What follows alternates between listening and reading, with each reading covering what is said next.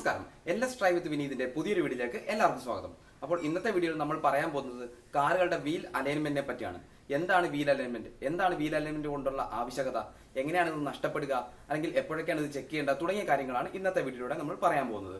അപ്പോൾ വീഡിയോ മുഴുവനായും കാണാൻ ശ്രമിക്കുക. അതുപോലെ തന്നെ നിങ്ങൾ ഈ ചാനൽ ആദ്യമായിട്ട് കാണുകയാണെങ്കിൽ തീർച്ചയായും സബ്സ്ക്രൈബ് ചെയ്യുക. അതുപോലെ തന്നെ തൊട്ടടുത്തുള്ള ബെൽ ഐക്കൺ പ്രസ് ചെയ്ത് കഴിഞ്ഞാൽ എന്റെ നോട്ടിഫിക്കേഷൻസ് നിങ്ങൾക്ക് ലഭിക്കുന്നതാണ്. അപ്പോൾ നമുക്ക് വീഡിയോയിലേക്ക് കടക്കാം.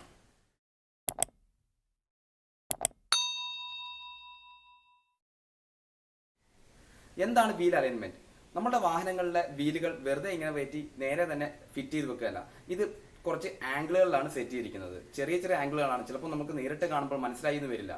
ചില ഒരു 0.5 to 3 ഡിഗ്രി ഒക്കെ ആയിരിക്കും ഈ ആംഗിളുകൾ വരുന്നത്. മെയിനായിട്ട് 3 തരം ആംഗിളുകളാണ് വീൽ അലൈൻമെന്റ് ആംഗിളുകളായി പറയുന്നത്. ഒന്ന് ക്യാമ്പർ ആംഗിൾ, അതുപോലെ തന്നെ രണ്ടാമത്തെ കാസ്റ്റർ ആംഗിൾ, മൂന്നാമത്തത് ടോ ആംഗിൾ. അപ്പോൾ ഈ ഓരോ ആംഗിളും എന്തിനൊക്കെ വേണ്ടിയാണെന്നുള്ളതും നമുക്ക് വിശദമായി പറയാം. മെയിനായിട്ട് അലൈൻമെന്റ് എന്ന് പറയുന്നത് നമ്മുടെ വാഹനത്തിന്റെ കൺട്രോൾ നിയന്ത്രിക്കാൻ വേണ്ടി അല്ലെങ്കിൽ കൺട്രോൾ എളുപ്പമാക്കാൻ വേണ്ടിയാണ് വീൽ അലൈൻമെന്റ് കൊടുത്തിരിക്കുന്നത് വാഹനങ്ങളിൽ. അതുപോലെ തന്നെ ടയറുകൾക്കെല്ലാം ഈക്വൽ വിയർ സംഭവിക്കാനും അങ്ങനെ വാഹനങ്ങളുടെ സ്റ്റിയറിംഗ് എളുപ്പമാക്കാനും തുടങ്ങിയ കാര്യങ്ങൾക്കൊക്കെയാണ് വീൽ അലൈൻമെന്റ് കൊടുക്കുന്നത്. അപ്പോൾ ഏതൊക്കെയാണ് ഈ ആംഗിളുകൾ എന്ന് നമുക്ക് നോക്കാം. ആദ്യം തന്നെ ക്യാമ്പർ ആംഗിൾ. ഈ ക്യാമ്പർ ആംഗിൾ തന്നെ പോസിറ്റീവ് ക്യാമ്പർ ആംഗിളും ഉണ്ട്, നെഗറ്റീവ് ക്യാമ്പർ ആംഗിളും ഉണ്ട്. വാഹനങ്ങളിൽ നമ്മൾ കൊടുത്തിട്ടുള്ള ഒരു നെഗറ്റീവ് ക്യാമ്പർ ആംഗിളാണ്. ഈ ചിത്രത്തിൽ കാണുന്ന പോലെ തന്നെ വാഹനത്തിന് ഫ്രണ്ടിൽ നിന്ന് നോക്കുമ്പോൾ നമ്മുടെ വീലുകൾ ഇങ്ങനത്തെ താഴ്ഭാഗം ഇങ്ങനെ പുറത്തേക്ക് ഇങ്ങനെ ഉന്തി നിൽക്കുന്ന കണക്ക് തോന്നു കഴിഞ്ഞാൽ അതാണ് നമ്മളുടെ നെഗറ്റീവ് ക്യാമ്പർ ആംഗിൾ. ഇനി അതല്ല, വാഹനത്തിന്റെ വീലുകളുടെ മുകൾ ഭാഗം പുറത്തേക്ക് വരുന്ന ഈ ഒരു അവസ്ഥയാണെങ്കിൽ ഇതിനെയാണ് നമ്മൾ പോസിറ്റീവ് ക്യാമ്പർ ആംഗിൾ എന്ന് പറയുന്നത്. അപ്പോൾ എല്ലാ വാഹനങ്ങളിലും കൊടുക്കുന്നത് നെഗറ്റീവ് ക്യാമ്പർ ആംഗിൾ ആണ്. അപ്പോൾ എന്തിനാണ് ഇങ്ങനെ നെഗറ്റീവ് ക്യാമ്പർ ആംഗിൾ കൊടുക്കുന്നതെന്ന് ചോദിച്ചു കഴിഞ്ഞാൽ അത് വാഹനങ്ങളുടെ കോർണറിംഗ് സ്റ്റെബിലിറ്റി കൂട്ടാനൊക്കെയാണ്. ഇപ്പോൾ ഈ പകരം നമ്മളൊരു പോസിറ്റീവ് ക്യാമ്പർ ആംഗിൾ ആണ് കൊടുക്കുന്നതെങ്കിൽ വാഹനം നല്ലതായിട്ടൊരു കർവ് എടുക്കാൻ നേരം വാഹനത്തിന്റെ ബാലൻസ് നഷ്ടപ്പെടാനുള്ള സാധ്യതകളുണ്ട്. അതുപോലെ തന്നെ ആംഗിൾ ഒന്നും ഇല്ലാതെ ഒരു 0 ഡിഗ്രി കറക്റ്റ് നേരെയാണ് ടയറുകളെങ്കിൽ നമ്മൾ ഒരു കോർണർ എടുക്കുന്ന സമയത്ത് എപ്പോഴും ഒരു പോസിറ്റീവ് ക്യാമ്പർ ആവാനുള്ള ടെൻഡൻസി ടയറുകൾ കാണിക്കും. അപ്പോൾ ഇതൊക്കെ ഒന്ന് മാനേജ് ചെയ്ത് പോകാൻ വേണ്ടിയാണ് നമ്മൾ വാഹനങ്ങളിൽ എപ്പോഴും ഒരു നെഗറ്റീവ് ക്യാമ്പർ കൊടുക്കുന്നത്. നെഗറ്റീവ് ക്യാമ്പർ ആംഗിൾ ഒരുപാടായി കഴിഞ്ഞാൽ വാഹനങ്ങളുടെ ടയറുകളുടെ ഉൾഭാഗം ഒരുപാട് തേയും. അപ്പോൾ ഇതൊക്കെ ഒരു 1 to 2 ഡിഗ്രിയാണ് സാധാരണ വാഹനങ്ങളിൽ ഉപയോഗിക്കാറുള്ള നെഗറ്റീവ് ക്യാമ്പർ ആംഗിൾ. ഇനി രണ്ടാമത്തേതാണ് കാസ്റ്റർ ആംഗിൾ. ഈ കാസ്റ്റർ ആംഗിൾ നമ്മൾ മനസ്സിലാവുന്നത് വാഹനത്തിന്റെ സൈഡിൽ നിന്നും നോക്കുമ്പോൾ മാത്രമാണ്. നമ്മുടെ വാഹനങ്ങളിൽ ഇതുപോലെ തന്നെ ക്യാമ്പർ ആംഗിൾ പറഞ്ഞ പോലെ തന്നെ പോസിറ്റീവ് കാസ്റ്റർ ആംഗിളും ഉണ്ട്, അതുപോലെ തന്നെ നെഗറ്റീവ് കാസ്റ്റർ ആംഗിളും ഉണ്ട്. വാഹനങ്ങളിലെല്ലാം ഒരു പോസിറ്റീവ് കാസ്റ്റർ ആംഗിൾ ആണ് നമ്മൾ കൊടുക്കാറുള്ളത്. ഈ ചിത്രത്തിൽ കാണുന്ന പോലെ തന്നെ നമ്മുടെ സ്റ്റിയറിംഗ് ആക്സിസ് വന്ന് താഴെ മുട്ടുന്ന ആ ഒരു പോയിന്റിന്റെ പുറകിലായിട്ടായിരിക്കും നമ്മുടെ ടയറിന്റെ പോയിന്റ് ഓഫ് കോൺടാക്ട് വരുന്നത്. ഈ ഒരു ഇതിനെയാണ് നമ്മൾ പോസിറ്റീവ് കാസ്റ്റർ ആംഗിൾ എന്ന് പറയുന്നത്. ഇനി നേരെ തിരിച്ച് നമ്മുടെ സ്റ്റിയറിംഗ് ആക്സിസ് വന്ന് താഴെ മുട്ടുന്ന ആ ഒരു പോയിന്റിന്റെ തൊട്ട് മുമ്പിലാണ് നമ്മുടെ ടയറുകൾ താഴെ കോൺടാക്ട് ചെയ്യുന്ന ആ ഒരു പോയിന്റെങ്കിൽ ഇതിനെ നെഗറ്റീവ് കാസ്റ്റർ എന്നും പറയും. എല്ലാ വാഹനങ്ങളിലും നമ്മളൊരു പോസിറ്റീവ് കാസ്റ്റർ ആണ് നൽകുന്നത്. മാത്രമല്ല ഈ കാസ്റ്റർ ആംഗിൾ ഫ്രണ്ട് വീലുകൾക്ക് മാത്രമാണ് കൊടുക്കുന്നത്. ഇത് എന്തിനാണെന്ന് വെച്ച് കഴിഞ്ഞാൽ നമ്മുടെ വാഹനത്തിന്റെ ഒരു സ്റ്റിയറിംഗ് എബിലിറ്റി കൂട്ടാൻ വേണ്ടിയാണ്. അതുപോലെ തന്നെ കൺട്രോൾസ് കൂട്ടാൻ വേണ്ടിയാണ്. വാഹനത്തിന്റെ കൺട്രോൾ കൂട്ടാനും സ്ട്രെയിറ്റ് ലൈൻ മോഷൻ കൂട്ടാനും ഒക്കെയാണ് പ്രധാന ഉപകാരം വരുന്നത്. നമ്മളൊരു വാഹനം ഒരു വളവ് ടേൺ ചെയ്ത് കഴിഞ്ഞ് കഴിഞ്ഞാൽ വീലുകൾ നേരെ ആവാൻ വേണ്ടി ഈ ഒരു പോസിറ്റീവ് കാസ്റ്റർ ആംഗിൾ ഒരുപാട് സഹായിക്കുന്നു.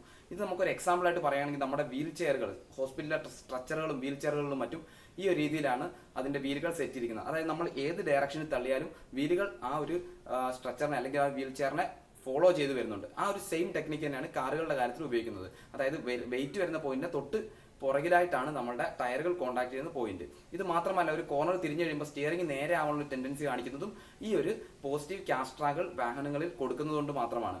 ഇനി ഈ കാസ്റ്റർ ആംഗിളുകൾ ഒരുപാട് ആവാനും പാടില്ല. ഇനി ഒരുപാട് പോസിറ്റീവ് കാസ്റ്റർ ആംഗിൾ കൊടുത്തിട്ടുണ്ടെങ്കിൽ വാഹനത്തിന്റെ സ്റ്റിയറിംഗ് കുറച്ച് ടൈറ്റ് ആവാനുള്ള ഒരു ടെൻഡൻസി വരും. അതുകൊണ്ട് തന്നെ ഇതും ഒരു 2 ഡിഗ്രി അല്ലെങ്കിൽ 1 ഡിഗ്രി ഒക്കെ തന്നെയാണ് ഈ കാസ്റ്റർ ആംഗിളും കൊടുക്കുന്നത്.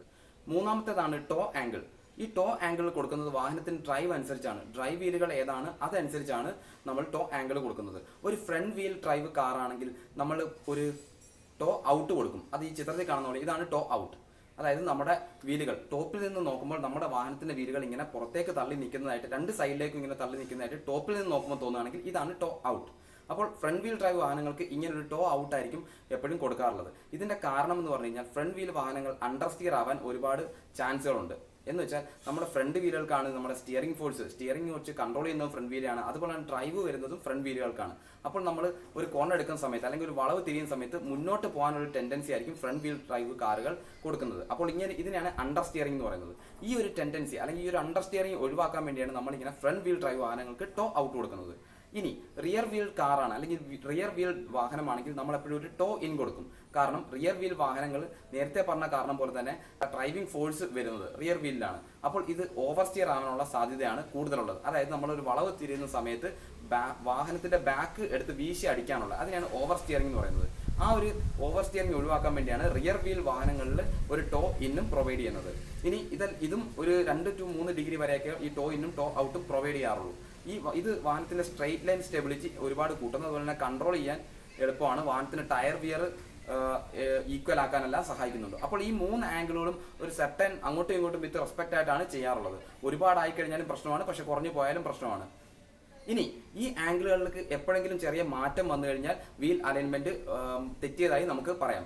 ചിലപ്പോൾ നമ്മളത് അറിഞ്ഞെന്ന് വരില്ല. കാരണം വെച്ചാൽ ഇതൊക്കെ 1-2 ഡിഗ്രീസ് ഒക്കെയാണ് ഉള്ളത്. ഒരു 0.1 ഡിഗ്രി ഇതിന് മാറ്റം വന്നു കഴിഞ്ഞാൽ നമ്മുടെ വാഹനത്തിന്റെ അലൈൻമെന്റ് പ്രശ്നങ്ങൾ ഉണ്ടാവാം.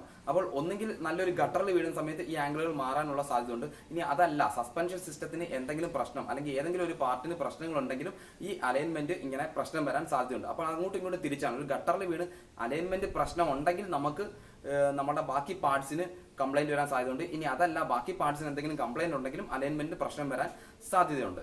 അപ്പോൾ മെയിനായിട്ട് അലൈൻമെന്റ് പ്രശ്നം വരുന്നത് ഗട്ടറിലൊക്കെ ഒരുപാട് സ്പീഡിൽ ഇപ്പോൾ ഒരു ഹമ്പ് ചാടുന്ന സമയത്തോ അല്ലെങ്കിൽ നല്ലൊരു കുഴിയിൽ വീഴുന്ന സമയത്തോ ഈ ആംഗിളുകളിൽ പ്രശ്നം വരും. അപ്പോഴാണ് നമ്മൾ അലൈൻമെന്റ് തെറ്റുന്നത്. ഒരു പക്ഷേ പെട്ടെന്ന് നമുക്കിത് ഡ്രൈവിംഗിൽ ഫീൽ ആയി എന്ന് വരില്ല.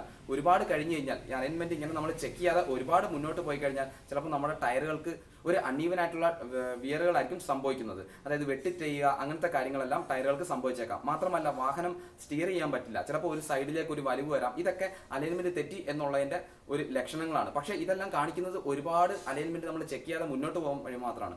അതുകൊണ്ട് തന്നെ ഒരു റെഗുലർ ഇന്റർവെല്ലിൽ നമ്മുടെ അലൈൻമെന്റുകൾ കറക്റ്റ് ആണോ എന്ന് ചെക്ക് ചെയ്യേണ്ട ആവശ്യമാണ്. അപ്പോൾ റെഗുലർ ആയിട്ട് വീൽ അലൈൻമെന്റ് ചെക്ക് ചെയ്യുക. ഏകദേശം ഒരു 5000-6000 കിലോമീറ്റർ ഇന്റർവെൽസിൽ വീൽ അലൈൻമെന്റ് ചെക്ക് ചെയ്യുന്നത് നന്നായിരിക്കും. നമുക്ക് അറിയില്ല അലൈൻമെന്റ് പോയോ ഇല്ലയോ എന്ന്. ഒരുപാടായി കഴിഞ്ഞാൽ മാത്രമേ ഞാൻ പറഞ്ഞ പോലെ ഈ ടയറുകൾ വെട്ടിത്തേയുക അല്ലെങ്കിൽ സൈഡ് വലിവോ ഒക്കെ വരുള്ളൂ. ചിലപ്പോൾ ചെറിയ ചെറിയ അലൈൻമെന്റ് പ്രശ്നങ്ങൾ ഒക്കെ ഉണ്ടായി കാണാം. അപ്പോൾ അത് കറക്റ്റ് ചെയ്യാൻ വേണ്ടി എപ്പോഴും ഒരു 5000-6000 കിലോമീറ്ററിൽ അലൈൻമെന്റുകൾ സ്ഥിരമായി ചെക്ക് ചെയ്യുക. അപ്പോൾ ഇത്രയൊക്കെ ഉള്ളൂ ഇന്നത്തെ വീഡിയോ. നിങ്ങൾക്ക് ഈ വീഡിയോ ഇഷ്ടപ്പെട്ടെന്ന് കരുതുന്നു. ഇഷ്ടപ്പെട്ടെങ്കിൽ തീർച്ചയായും ലൈക്ക് ചെയ്യുക, കമന്റ് ചെയ്യുക, അതുപോലെ തന്നെ നിങ്ങളുടെ ഫ്രണ്ട്സിന് ഷെയർ ചെയ്യുക. അപ്പോൾ മറ്റൊരു ടോപ്പിക്കുമായിട്ട് നമുക്ക് അടുത്ത വീഡിയോയിൽ കാണാം. അതുവരെ ബൈ.